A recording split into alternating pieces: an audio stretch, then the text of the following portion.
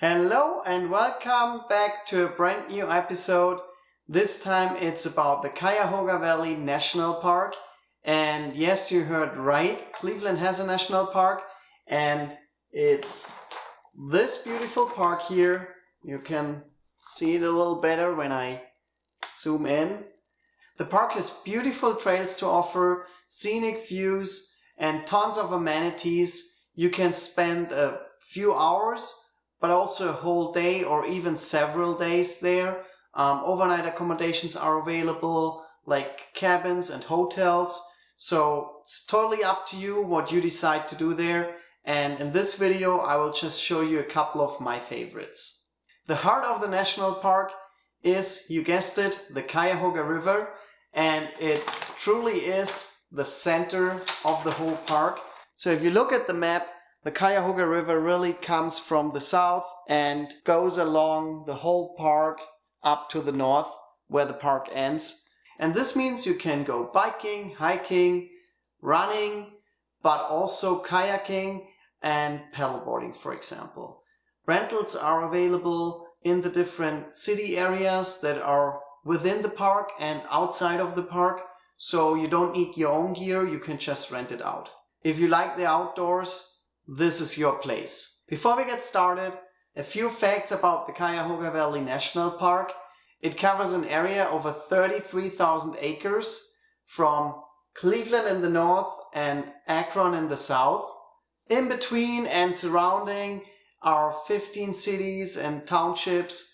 So it's a very vibrant area actually. In the national park itself, you even find a lot of people living there. In 2021, 2.5 million visitors roamed this park.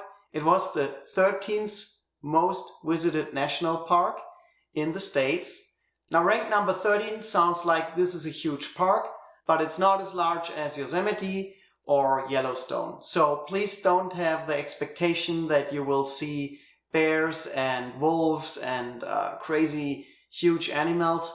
This is Ohio, so the most feral animal that you may see there might be a coyote, possibly a lynx. What you will find is tons of white-tailed deer, bunnies, chipmunks. You will also find many songbirds and possibly one or two bald eagles crossing the sky. The last fact, in 2024, the Cuyahoga Valley National Park will celebrate its 50th anniversary. Certainly mark that down in your calendar. I guess it will be a very special year to visit this park. Now let's get started and show you a little bit around what you can do, what places I would recommend, and how you navigate around in the park by yourself. So first of all, what you definitely want to do is familiarize yourself a little bit with the park by visiting the website. There is a good amount of information in there. You will see all the different trails listed. And what I really find very valuable is that for every trail, there is a little PDF map available. If you watch this video while you're already in the park, don't worry. Just make sure whenever you pull up on one of those trails to grab one of those maps. I'll show you one. It looks like this. And they are super handy. You can see they're like not very big and they're always available.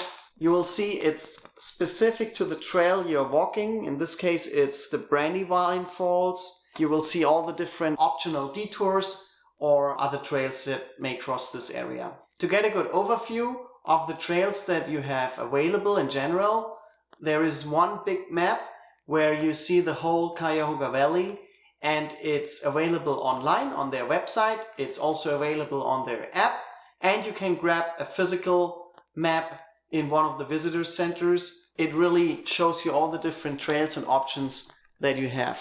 For example, this here is the Boston Mill Visitor Center, one of the first places you should visit. So just make sure to always grab a map and you're on the safe side. I've tried Google Maps, I've tried Apple Maps. They are not as good as these physical maps, so make sure to get one. The Cuyahoga Valley National Park is only 30 to 40 minutes away from Cleveland.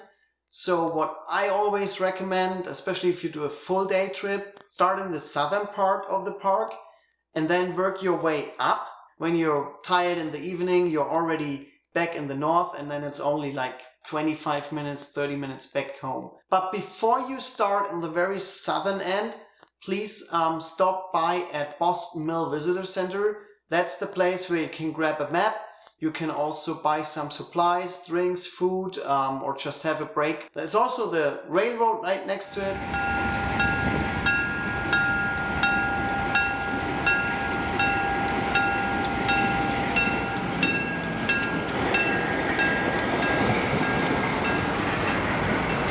And it's basically in the middle of the park, so it's along the way anyway if you want to go south. So Boston Mill Visitor Center, make sure to stop there first. If you visit this park between February and June, July time frame, definitely go to the most southern tip of the Cuyahoga Valley National Park. I think it's actually even a few yards outside of the park. It's called the Great Blue Heron Viewing Area. The title says it all. You can view blue herons there. So these massive birds, they are breeding in their big nests in this time frame.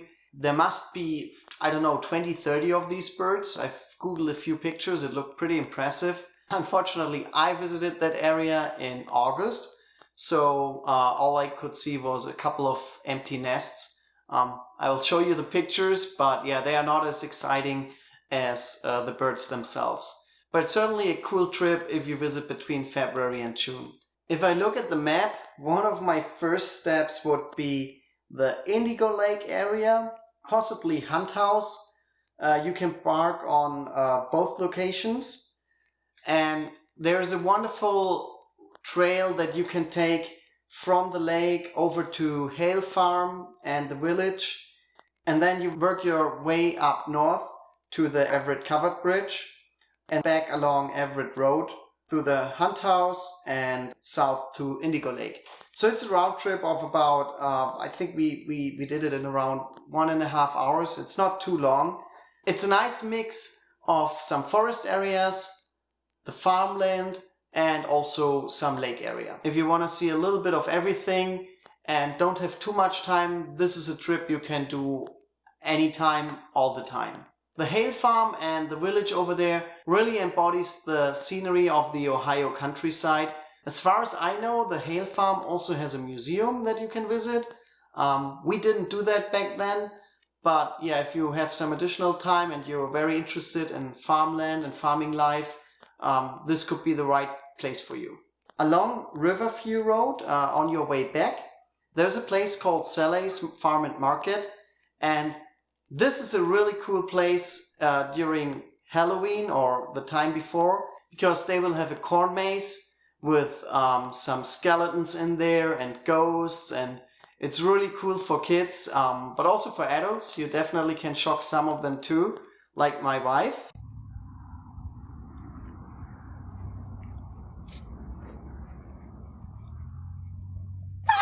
Oh my god. Oh no. They got Henry. Henry? Who's Henry? I don't walk through this way. And overall, it's a ton of fun. You can buy pumpkins or just have a good time and enjoy a little bit of Ohio farm life. One of my favorite areas in this park is Kendall Lake and the Ledges. You could combine them to one big trail, or if you don't have the time and have to make a choice, I would go with the Ledges, because it's a very unique trail. If you like forest, this is the trail for you. Be aware, it's only forest, so there's nothing really else, but it's very nice. The Ledges are very straightforward. They take around 45 minutes, 60 minutes for a round trip, and it's basically just a large loop. What's really cool and unique about that are the big, huge rocks that you're going to see there. You can even climb through these rocks. Your kids will have fun if you have any, but you will have fun as well. These rocks make this area really special.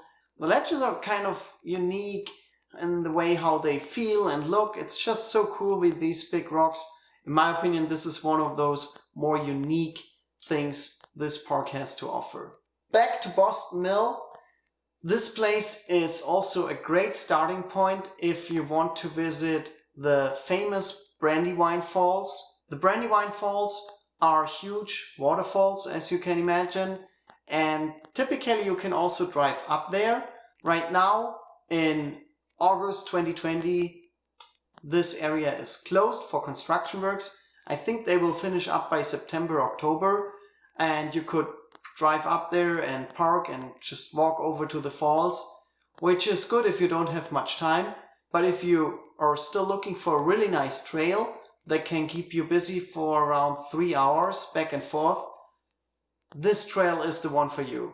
Now, a little bit of a warning here. It's not the easiest trail. If you are struggling to walk a lot of stairs or steep and inclining area and terrain, maybe you shouldn't do that, then better park right next to the falls and go straight to the falls.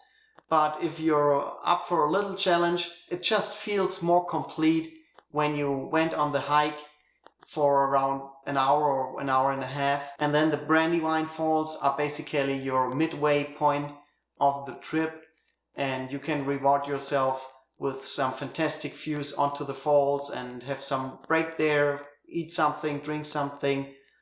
We enjoyed it a lot. It was a ton of fun. You will start your journey along the towpath trail up to the north. It's a very scenic walk through the forest, but you will have some views on cornfields and also a little bit of a swamp area. Pretty cool, nice mix. And your first large destination over there will be the Stanford House. It's around half a mile along your way. And the Stanford House, by the way, is one of those many old authentic buildings that are still in the Cuyahoga Valley National Park. And this building is available for rent. So if you stay for more than a night and you are looking for accommodation, this could be a pretty cool place, not only for you, but even a whole family, or maybe even a couple of friends could sleep over there. It looks like it's a pretty big house. So pretty nice because you're in the middle of the park, and from there you could do everything. You will pass by the Stanford House and then again get a good mix of some fields and forests that you will walk through. The area becomes more foresty, I would say, pretty quickly. And you will also notice that the terrain is getting a little bit steeper, so you will be getting a bit more challenged. Follow that Stanford trail for about a mile. You can't really go left or right. It's pretty straightforward. At one point you will have the option to turn left, which would bring you to the Averill pond. I've not been there. I'm pretty sure it's a very nice place as well, but it's not really a round trip, so you have to go there and then back again to your Stanford trail. So this would probably add another 30, maybe 35 minutes to your trip. So I will continue the Stanford trail. It will take you another half mile, including some pretty steep steps and some pretty steep terrain. But once you're through that, you're very close to your destination.